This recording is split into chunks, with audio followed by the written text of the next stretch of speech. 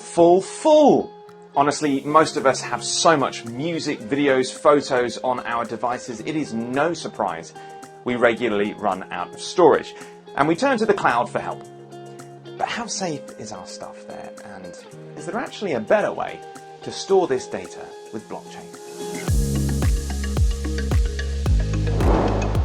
There was a time in the not too distant past when many of us probably had a bunch of stuff stored on hard drives. Hands up if you don't know where all of those things are now. Mercifully, in an age where our data needs are exponentially soaring, the cloud has helped streamline all of this. And people like Andrew Lockenorth from Fluent in Finance say we're not alone in needing it. I personally keep everything on the cloud myself, Microsoft OneDrive and Google, just because in the past I've had laptops that I've had lost and I had stolen. So I keep everything on the cloud now. Who exactly is storing this data though? Well, as Andrew mentioned, there are a few well-known providers. The big names are those already giving other goods and services out. Things like your iPhone, your search engine, for instance, and of course your shopping.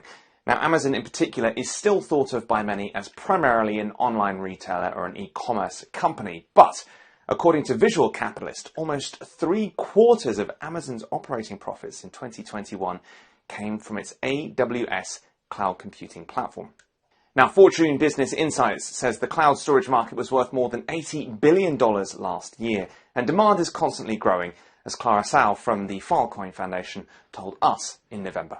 There's over 200 zettabytes of data potentially available by 2025, according to most market reports, and 80% of that is actually driven by large enterprises. And so if you think about the large companies, say Amazon, Microsoft, Google, they own most of the world's data. It's this last bit which is really causing some concern. Most of the world's data being controlled by just a few large firms. There's the potential technical issues, of course, involved with this sort of centralized storage. And of course, there are concerns too about data breaches and security, not to mention privacy. Blockchain technology offers an alternative though, and the options to use it for storing data are rising.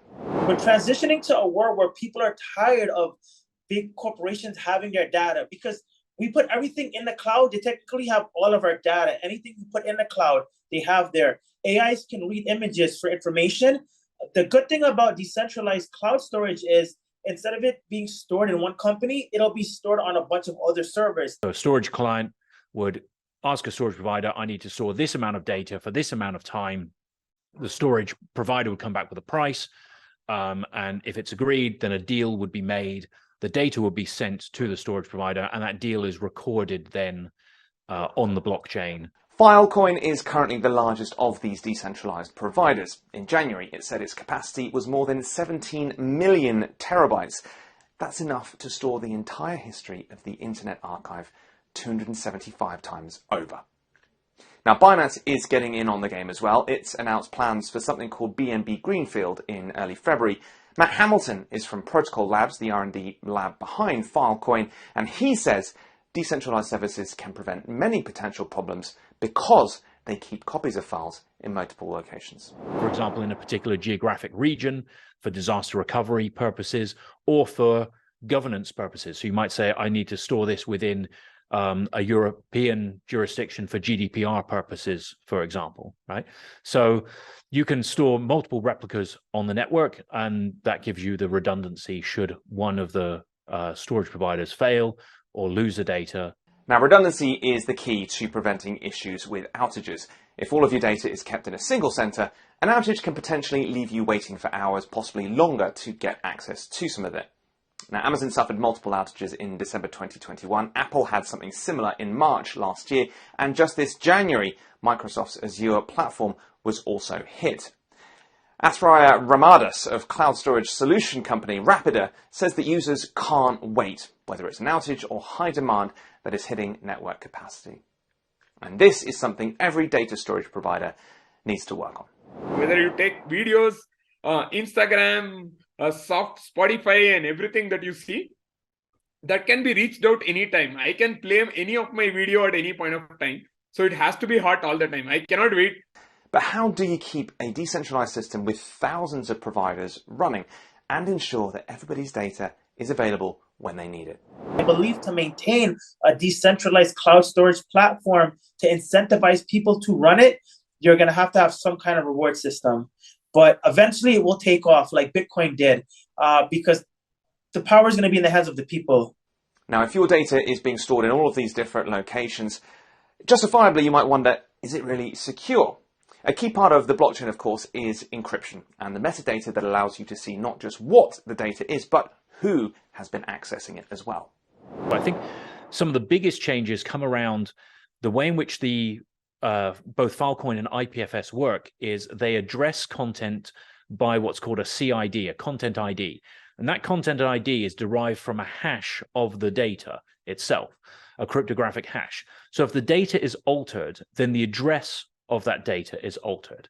Decentralized solutions like this are still competitive on cost, interestingly, with some of the cloud's biggest players. According to provider Storage, instead of building dedicated data centers, decentralized storage uses capacity that already exists.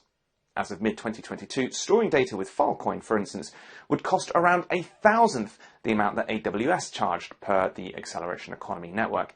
There are issues on pricing, however. Decentralized costs can fluctuate, and some providers end up charging different fees for uploading and for downloading. It may ultimately take years, of course, to topple the likes of Amazon, Apple, and Google, but people like Andrew see a bright future ahead for decentralized cloud storage. If you Google the top 5 largest companies in the S&P 500 over like the last 20 years, every 5 years it changes. If you look at the S&P today, Tesla's in it. 10 years ago, it wasn't in it. So as companies innovate, it's constantly changing. I think the next big company to disrupt the way we live as humans, one of them has to be cloud storage, because your phone only has so much room. Your laptop only has so much room. You're putting that excess in the cloud. All right, that's it for this episode. If you like this video, please consider subscribing to our content to see other things like it, and let us know your thoughts about the future of decentralized storage on the cloud and anything else that you've seen on our channel down below in the comments or wherever you're watching this video.